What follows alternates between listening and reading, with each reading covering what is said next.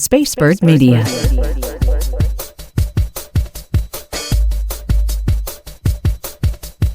Walking through the shadows, got my head held high. I believe in the power that lifts you to the sky. With every step I'm taking, feel the fire at night. Rocks in and aches, we're ready for the fight. With faith we'll soar, our spirits will break. Together we'll rise for the dreams that we make. Unlimited style, unlimited faith, unlimited love, unlimited grace. Just you can be who you are, and when you are unlimited touch, you're a star.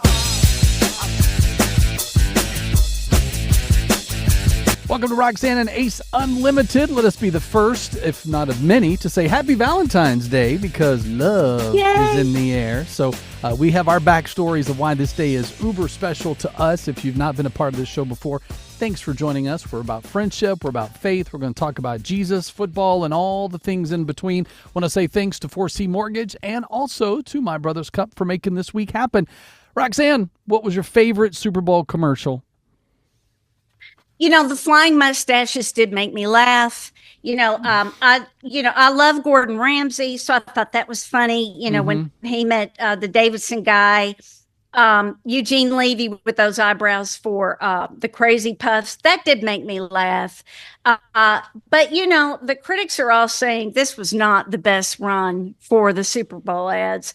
Seeing Meg Ryan and Billy Crystal together again was hilarious. Snoop Dogg and Tom Brady yelling at each other, I thought was really effective. Yeah. But, I just love Johnny Cash and that personal Jesus and the black and white photos and the comfort people were offering each other. And Ace, there was so much God in the Super Bowl. I watched, it was like the Lord, the Eagles coach. Oh my, he went on and on.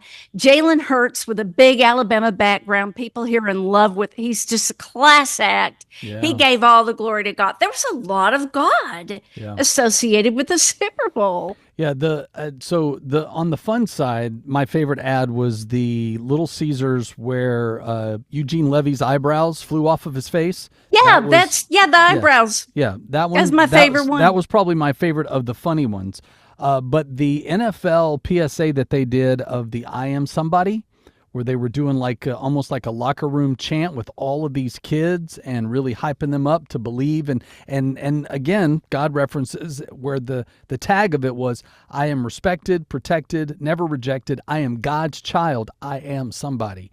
And I loved that because everything about, everything about the Super Bowl is, big money and big names and, big trophies.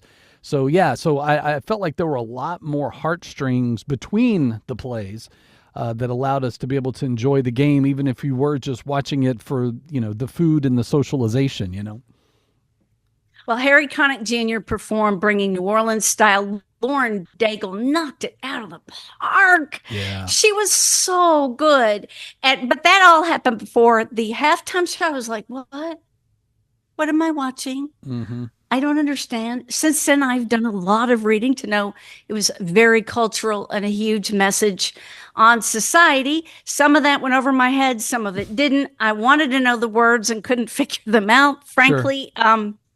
But since, and we're divided completely along who hated it and who loved the halftime show. Yeah. Well, and I will say, though, the thing I do love, regardless of whether your teams are in the Super Bowl or not, it does still feel like that it is a family event. Like, maybe not everything about every commercial or every halftime show is as family friendly as you might need, depending upon the age of your children. But it does bring families together. Like my kids were coming in from rehearsal and we were like right halfway through halftime performance and they come in, they watch a little bit like, oh yeah. And they're watching and then they're all excited because the Eagles were dominating at that point, no score on the Chiefs at that point. And it just, and they grabbed some dinner and plopped down and we watched the rest of the game, whether we were engaged or not, we were at least talking to each other and having moments. It was just, I don't know. I look forward to the Super Bowl for that aspect of it. And my daughters who are in Michigan were texting back and forth. Did you see that commercial? Did you see that play? Like it's, I got my daughter McCartney who's on the commercial side and then Lennon who's on the football side. So we're getting, my phone's blowing up. It was great. So I loved all of that aspects. regardless of who won. But, next year I want to see my Lions in there or Titans or somebody. I need to have one of my teams win for a change. The Lions, that's a stretch, is it not? Got to be a little bit, but let me tell you why. After living in Michigan and being around Lions fans who have been Lions fans their whole life, it's not been the greatest to be a Lions fan. Yes. So with that, seeing their devotion, especially after the last 3 seasons on this uptick, I celebrate with them because they deserve it. Like, if anybody's been in the gutters and drugged through the mud, it's Lions fans. So I love that aspect. But my daughter is marrying a Lions fan, and through playing football video games with him, she finally understands the game enough to watch the game and know what's going on. So my whole life, I never got to watch football with my girls, but now I do. And even if it's through text or we're FaceTiming and watching it in real time, like, I will take every second of those kinds of bonding moments with them. So if it means being a Lions fan, if it means rooting for the underdog, whatever, I'm going to do it. It was kind of a slaughter, though. It's better when it's a little closer than the absolute slaughter. Sure. But a lot of people were excited that the Eagles got the victory. Mm-hmm. And so congratulations if you are an Eagles fan. Well, I am a fan of Sheila and Gary Dopson, both pastors.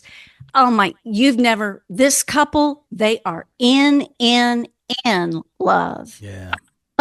And they're going to talk about a godly marriage later in this show. And I'm super excited. I need to find my pen and take some notes on this Valentine's Day. They know how to get it right. What does it mean to be adopted by God? Many people understand that those who come to faith in Christ are children of God. But what does it mean to be adopted into his family? For me, it's everything. Yeah. Train wreck of a biological family. I mean, you want to talk about a mess. Yeah. And I always felt like, wow, my mom's not in my life. My dad's got a lot of issues that are dangerous. And who am I? Mm-hmm. And being adopted, knowing I'm adopted into his family, has made all the difference for me. Well, and then understanding being adopted by God, the thing that I love about it is, as someone who was adopted by my stepdad when I was 6 years old, after having an absentee biological father, it made perfect sense to me because my dad and his whole side of that family always treated me like I was flesh and blood. Never treated me like a step. And that married well into my relationship with Tawny. I mean, me and Ryan, they're my son and daughter. There's no two ways about it. And I take that from the fact of not only the cues I took from my stepdad, or who I call dad, but to understand how God really brings us into the family. The reality is family sticks together because you're going through your trials together, right? We're not just here to celebrate the wins. We go through the mud together, to go back to the Lions fans. That family is a family because they know what it's like to lose. So they really do get to enjoy the wins. And that's what I love about God's family, is to be adopted in.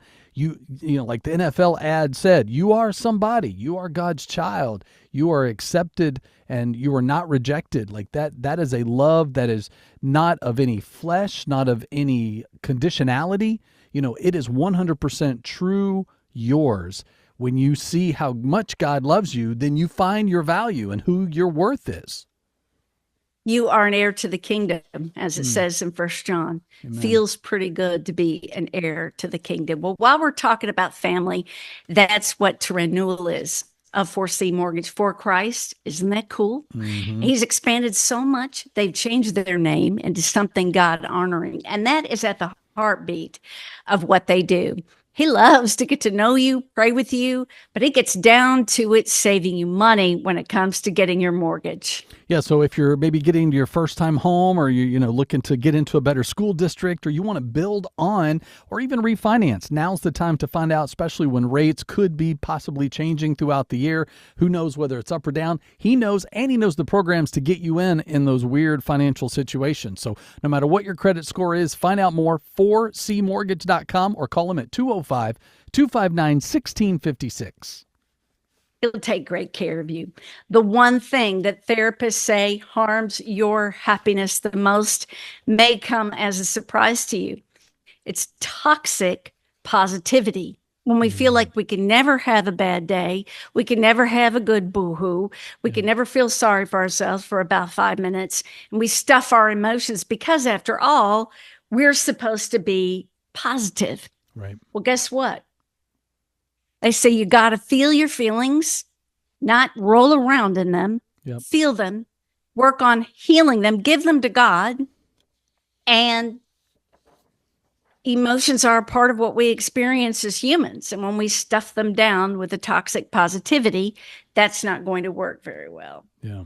Well, and I mean, you and I mean, this day is very special to us because we both got married to our spouses on Valentine's, and that's its own story. You can go back and see previous or listen to previous Valentine's Day podcasts for the full story. But in that, I think with every year we realize just how fortunate we are and blessed we are after, being in bad situations or in the wrong relationships or any of that stuff. You learn from that so that you can really feed on the sanctuary that is your marriage. And it is that if you've been married for a day or 100 days or 1,000,000 days, you can never stop making your relationship more of a place to have that ugly cry, to know that you can completely be your true transparent self with each other, and you're not trying to fix them. You're not trying to change each other. You're not trying to fix situations. My wife, when she's going through things, I just ask, how can I help? And she does the same for me. And that really is the best thing. And sometimes that's listening. Sometimes that's getting a pint Haagen-Dazs. Sometimes that's, a back rub. I mean, I don't know. But again, at the end of it, what I do love is that I can pray with my wife, whether she's present or not. But when we hear each other's words about each other to our Heavenly Father, it brings us closer together. It's the most intimate thing, more intimate than sex or kissing or holding hands. I mean, the intimacy of putting God between you and your spouse so that He's at the center. Wow, I mean, it's undescribable.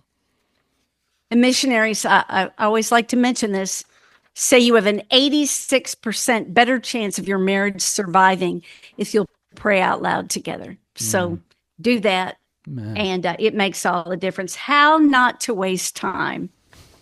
We've all got 7 days a week. Who has time? You could write a book on this. Ace, you need to write the book on this. I don't know why I'm even going into this like I know something about it, but we've all got 7 days, 24 hours in a day. Yeah. Most of us, wow, people are spending up to 4 hours a day on the internet. And that's not adding your television watching onto it. So if we can just reduce that a little, we've Sure. got a better chance at being good at getting through life without wasting a lot of time. But I feel like you're the expert on this. Well, How do you do it? I don't know that I'm an expert. I try to look at my life in months, right? So in the chunks of what do I have going on for the month? So when there's nothing going on, I take advantage of nothing. And I don't feel guilty when I have a down day. Like last weekend was that, to be able to just have some chill time and enjoy it. Like it was amazing. And my wife was the same way. She's like, this is great. Like we're caught up on laundry. We've got chores done. Groceries are in the kitchen. Like, let's just watch a movie. Okay, great. Or let's take a nap or, whatever it was. But I think that's the thing. I think is when we're busy, that's the way life is supposed to move all the time. And then we're exhausted. And so then when we have moments to catch our breath, whether we've orchestrated them or God's like, no, you need to take a break. And I mean that like flu and cold season, or stomach bugs or whatever, where we have to be on our backs because we've run ourselves to the point that we're sick. We have to realize that when you feel well and you have downtime, there is no guilt in doing nothing. Like we're supposed to have a Sabbath, right? We're supposed to catch our breath.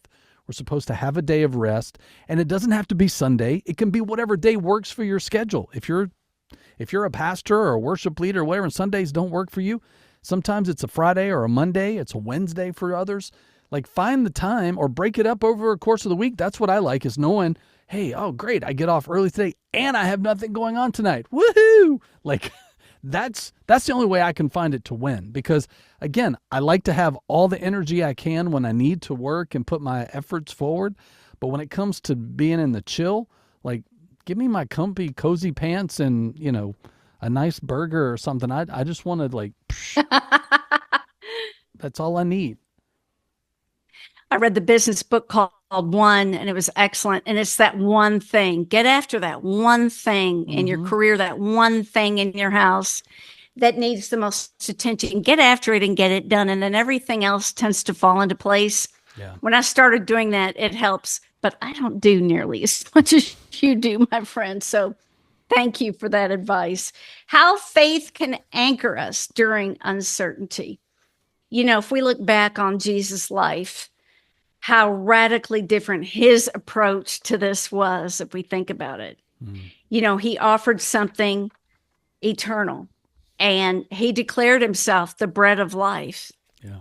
Think about the things we worry about and the tension we have and the stress and the traffic, the job, the kids, and trying to move up in the world, trying to pay the bills.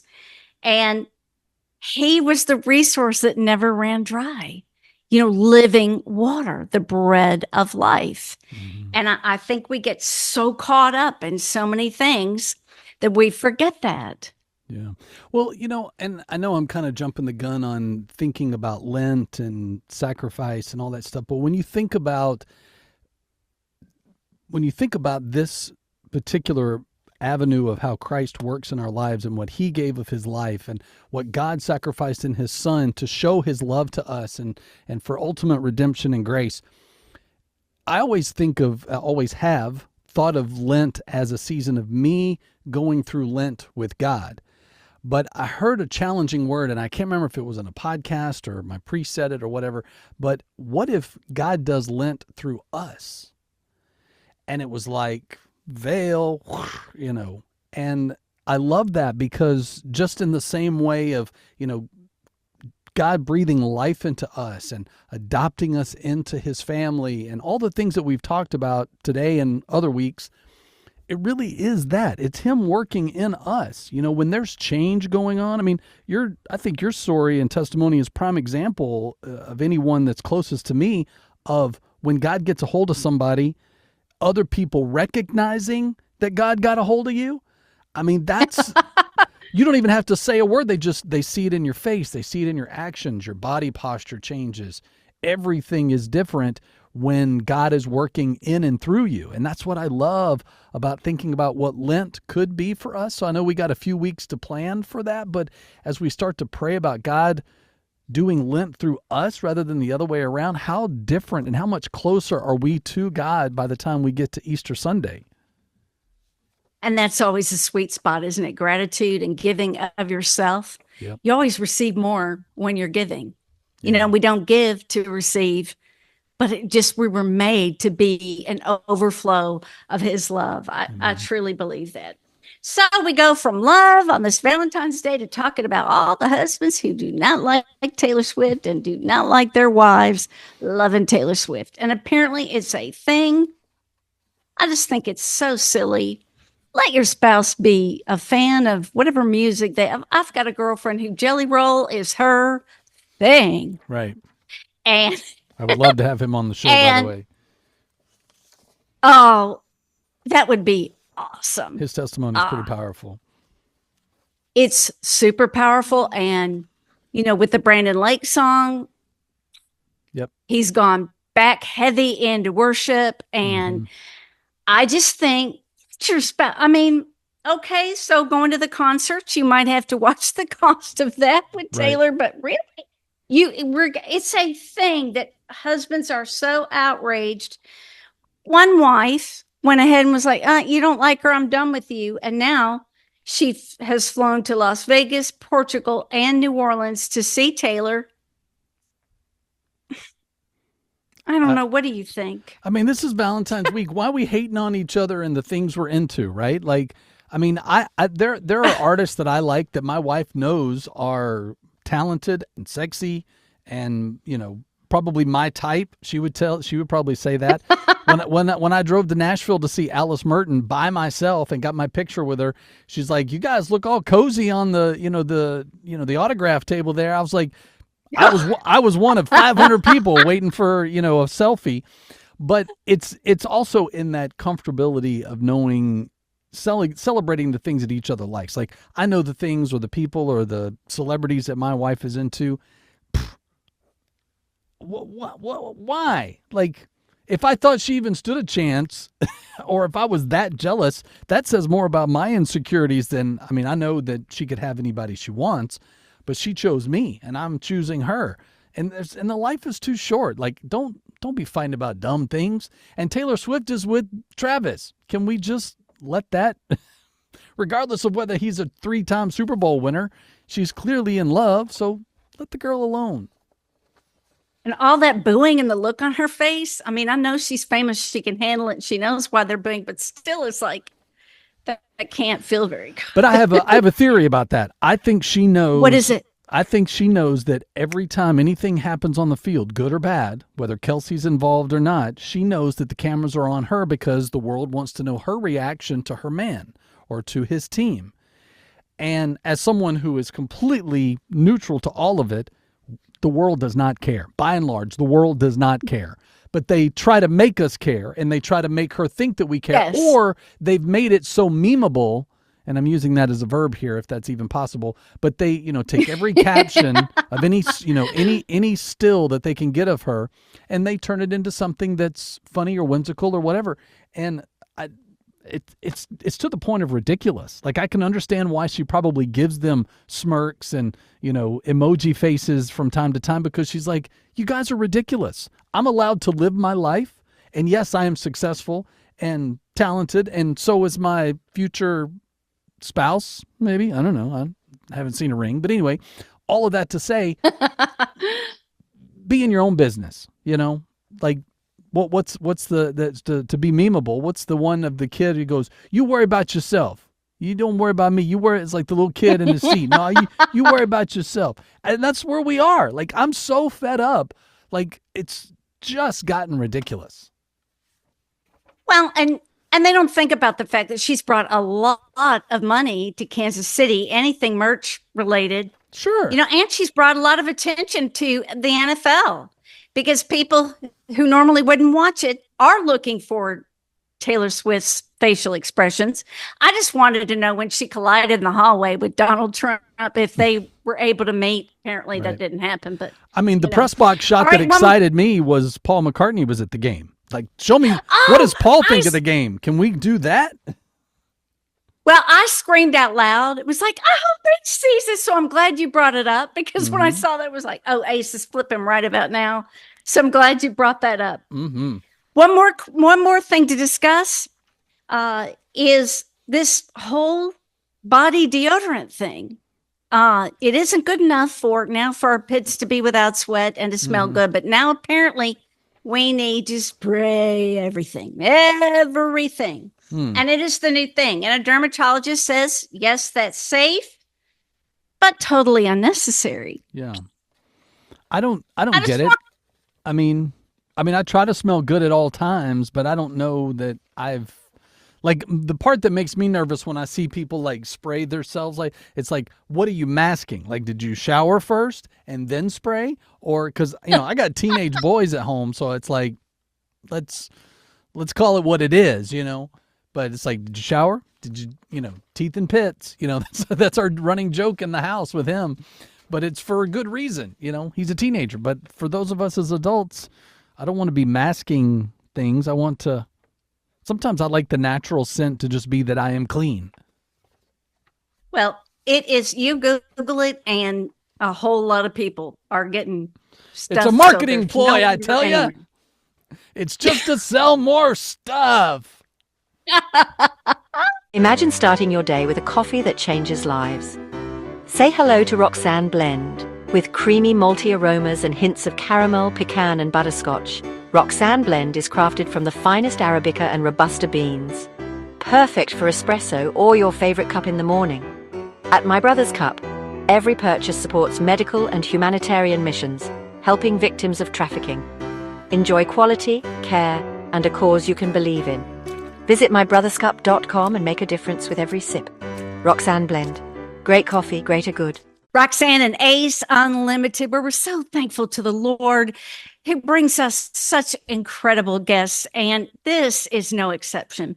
We feel like Ace and I, like we kind of grew up with Sheila Dopson. Mm-hmm. We fell in love with her. She started Heart of a Woman ministry in her home. It exploded because she just loves God. Now, this lady had been through it. And if anybody was ready to hang it up on love, it could have been her. But oh no, there's Gary Dobson. And we were even involved in the early process. I feel like we were involved. We watched the early process of their love, how it blossomed. And the Lord picked out someone handsome, smart, and godly for this great woman of God.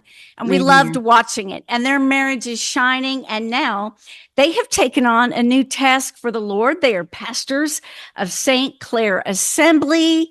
On fire, we welcome Sheila and Gary Dobson. Hi there. Hi. We're excited to be here. Well, I'm just going to straight out start, as Van Halen would say, how do I know when it's love? So for people who are asking that question, truly, how do we know when it is true love and when it's orchestrated by God? You want me to answer that question? Okay. Well, it was a new experience after 44 years of marriage. My former wife, my late wife, stepping back into the arena again and discovering what really love is about. I always understood through my previous marriage and understanding what love is, but finding a soulmate that actually challenges you and promotes you into the good things of God. Had to find someone that loves God. We're on that same equal society that we both love Jesus Christ and serve Him. Without that, we couldn't make it. We couldn't form a good marriage. But love in itself is that commitment to one person and willing to commit to that person for the life through the thick and thin, ugly, good, and all. And I fell in love with Sheila, and I was ahead of the curve this time. I was the first one to fall in love with her, and love is simply an emotion. There's several types of loves, but that love of emotion will not carry you through life. It's the love of commitment and understanding the person that you're with is in sync with you in Christ. Sheila, how was it for you when you first started getting to know Gary and you were treated the way a woman deserves to be treated? That's right. And that was what won my heart, really. I never intended on marrying again, really. I had been single for 15 years.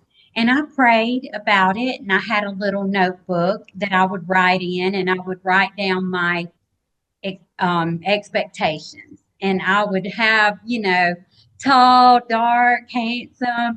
Well, the next night I would go through and cross out some, and I would put something else down there. Just let him love you, Lord. Just, I don't ever want it to be with anybody that I can't trust. And that's a big thing for me. So, when Gary and I started talking, and we did for 6 weeks, he didn't even hold my hand. We actually just got to know each other and became friends. And I just fell in love with his heart. His heart was so good. And I fell in love with his heart in the way that he loved God. And I knew that if he loved God, and even in his former marriage, his wife passed away. She had a stroke. And I just saw that he loved his family. And he, if I had went and I had been talking to him and he hadn't treated his, late wife right, I would have never given him a chance. But I knew that that love and that devotion there was so deep that I knew that he would treat me the same. And by the way, I'm lowered the list so I could get on it. That's right.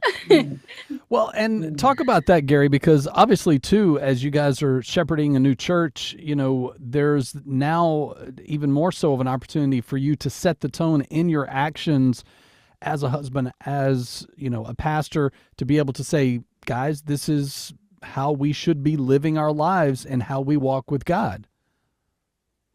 Exactly. My first experience after we met basically on Facebook by accident, and he had been on, I guess, the link there, but I'd never ever communicated, never seen her Facebook page come up. It actually came up one night, and then we connected. But the thing was, is the moment that I felt that, that feeling that, this is maybe a little different. I began to pray. I told Sheila, I said, for 2 weeks, I actually went to the park, and I tell the guys here, don't try to bend God's will, to us. Mm-hmm. I went to the park and said, God, if this is not what you want, I don't want it. I only want what you want. And a lot of prayer and a lot of reading the scripture and sitting there and saying, God, if this is your will, you let this develop, put more into my heart. And he did. And it actually began to gel together. And I tell the guys, you got to seek God first, because God has a person for you out there. And the greatest decision outside of salvation is the partner that you're going to be with the rest of your life. So I do take that very seriously when I tell guys about this. Seek God and put it in the position where, nevertheless, not my will, but thine be done. Sheila, how can a woman be the best wife possible? By being submitted to the Christ. And I'm telling you, there's no perfect marriages out there. Mm-hmm. And you know that as well as I do. And it at first it took a lot, giving up my closet space and, just all kind of stuff I never dreamed of. You know what I mean? Mm-hmm. I never thought about stuff like that. But it's kind of like just submitting your will to God's and being humble and it's a daily process, let me say. It is a daily process that you have to submit your will to God's, because if you're not submitted to God, you definitely will never be submitted to someone else. So it's just like I had to really say, God, you're going to have to help me with this. It's like a kid not wanting to share. It was crazy. I'm like, Jesus, help me. This is so crazy. And so it was really weird how, we get lessons every day in life, let me tell you. So I truly had to humble myself. And the best wife out there is the wife who is submitted to God first. And then she can be submissive to her husband. Trust me. So I'm just being honest. Yeah, no, but take that a level deeper, because I know, I've got single female friends who would say, well, no, I really got hurt last time and I've been single so long at this point. I love my life the way it is, but, I do get lonely sometimes, but it's not worth all the other stuff just to not be lonely. What do you say to them? Right. Well, what I would say to that is that was exactly where I was. I was happy with my life, but there's something missing when you don't have someone to pray with, someone to hold you accountable. Two are better than one because they bring a good report. That's what the word says. And so I knew that I needed someone in my life because I just feel like, and I know this is true, that we are better when we have someone we can communicate with. And sure, it's fun going out and having a good time, but you always have to come home, So then the house is quiet, the house is lonely. And I needed that in my life. I needed my partner that God had for me, but I wasn't going to settle for just anything. That was where I was in my life. I just wasn't willing to settle. I knew that I had to have someone I could trust, someone that would stay home with me at night, someone who wouldn't run around on me. I wanted that person in my life, but yet I was happy if I had to be single the rest of my life. Does that make sense? Mm-hmm. Absolutely. Hmm. Pastor Gary, do you think that marriage pleases the Lord? Absolutely. The word says that it's blessing when a man finds a wife. God meant it that way. He started it that way, and He created the institution of marriage. And yes, it's some people say a person completes. No, no one completes you. They just come alongside of you. You become a That's team right. and as one. He said we become as one, and you develop that relationship. And to the sense that God knew us humanly, He said, Adam, it's not good that you be alone. And so He created a woman, and the woman actually fulfills her role in supporting her husband and also guarding his heart and guarding him and protecting him. I know in ministry it's very, very important, very vital to have my wife with me because she senses things that a man will not necessarily sense. And I've experienced time and time again. I had sat in a staff meeting one time, and someone, I don't know how true this is, I've not researched it, but it sounds good, is that, and we were sitting there and they were very knowledgeable of the Word of God. They said that, we can trace down our word radar connected to the woman when she's the helpmeet, the word helpmeet, because she senses, she scans and she picks up things that, and sensitive to the things and discerning that sometimes we as husbands, as men, overlook. Yeah. So she's a guardian for me. And yes, it is very important. And it doesn't have to be just in ministry. Everyday life is to have that woman in your life to help walk this life in its difficulties, to have that strength. Because, like I always said, you look at a man and you see his success, it's because of a woman behind it. Exactly, because a woman can lift up or destroy a man's confidence. So I'm glad I have one that lifts me up and encourages and calls me to step up and move on. Yep. It's great. Beautiful. Gary and Sheila Dopson has been our guest. Heart of a Woman Ministries is the best way to connect with them. Thank you guys so much for setting the bar high, and happy Valentine's Day. Thank you so much. Happy Valentine's Day, guys. Good to see you guys. Vibes.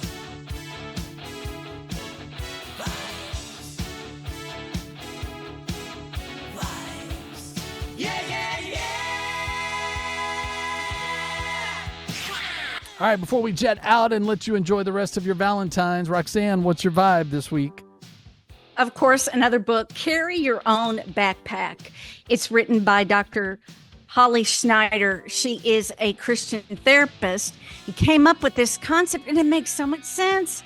Carry your own backpack with your own stuff. Don't pick up somebody else's backpack and become totally responsible for their stuff that you're not supposed to be looking in their backpack. It's brilliant. And if your backpack is too heavy, let's deal with some things. Let's get them out in the open. Let's get therapy. Talk to a friend. Talk to the Lord. Let's deal with our issues so we carry a lighter. It's so common sense to me. Can and we I've have really enjoyed Can we it. have an emotional trapper keeper? That way I can organize all of my emotions. I need it. All right, so my vibe this week, obviously I'm a rock and roller, so no question am I a Led Zeppelin fan, but the documentary Becoming Zeppelin premiered in IMAX cinemas this last weekend. And it's great. It only covers the band from their pre-days up through Zeppelin 2. So really you only get the first couple of years of the band. But I will tell you, just like my affinity for the Beatles' Get Back series, you see the friendship. And as someone who's been in a gajillion bands, when you have guys or have people that you gel with musically and that the sound that you have in your head of the kind of music you want to make just comes out of your pores and you just sweat together, like it's just great. And especially as a drummer, hearing John Bonham talk so affectionately because he didn't do a ton of interviews. So the one interview they did have had never been heard before. So the guys were hearing it for the first time. So seeing their faces, some of them tearing up, especially Robert because he had been with him the longest. and just that friendship was there. Like they truly loved each other, and when the band was done, they were done. Like the last album, Coda, was really just the unreleased stuff that they never got around to because there wasn't enough room on the wax for it. So by the time when John passed, the band was like, we can't replace him. Like they've done some tribute nights and they brought his son in, and Jason's great, but it's that foursome, that friendship. Like we are Zeppelin. Like no one can take the place of that. And I think the Beatles have kind of been the same. Like we wouldn't dare, with George and John gone, we wouldn't dare try to formulate some other incarnation just because the fans miss us. But it really is it. And my favorite story, John Paul Jones, the bassist, he tells a story of when he was 14, he really became good friends with the priest of the local Catholic church, and he didn't know how to read sheet music, but he could play organ. So the priest brought him in to play on Sundays, and he taught himself just by ear how to play the hymns. And at 14, he was the music director for this local Catholic church. And I'm like, it's amazing. Like it's all smoke and mirrors, right? It's like, look what I could do. Can I ask you a really weird and ridiculous question? Sure. What does Led Zeppelin mean? So originally, so the name actually came from Keith Moon from The Who. Like they were hanging out backstage, and he's like, "You guys ought to call yourselves Led Zeppelin." Like he just thought that was a fun name, and so it was no question when they came together and created this very psychedelic version of blues music that Led Zeppelin. But the joke was, no, it'll tank like a lead balloon. So that was the joke. And they just changed balloon to Zeppelin, and the rest is history, as they say. So cool. I've always wondered that. So thank you. Gotta love a good rock name. And I will say, I've said this before, coming up with a band name is harder than naming your own children. Like it's because you got to try to not sound like a name that exists already, and then make sure copyright wise that it's okay. But then something that if you truly are trying to leave a mark, that you're not coming up, it's not Jimmy and the Chicken Fat People. And if that's your band name, I'm sorry. I'm just saying, some names are legacy names. Some names are one-hit wonder names. You know what I mean? And so you just kind of like, all right, let's choose wisely, boys, and girls. So as you choose your own band name, we appreciate you joining us. Hope you have a great Valentine's Day. And thanks to 4C Mortgage and My Brother's Cup for making this week happen. Roxanne, have a good one. I love you. Love you. You've been listening to Roxanne and Ace Unlimited. To make sure you don't miss future shows, you can subscribe anywhere you like to podcast and catch up on anything you've missed. Find out more at RoxanneandAce.com. Roxanne and Ace Unlimited is a production of Spacebird Media.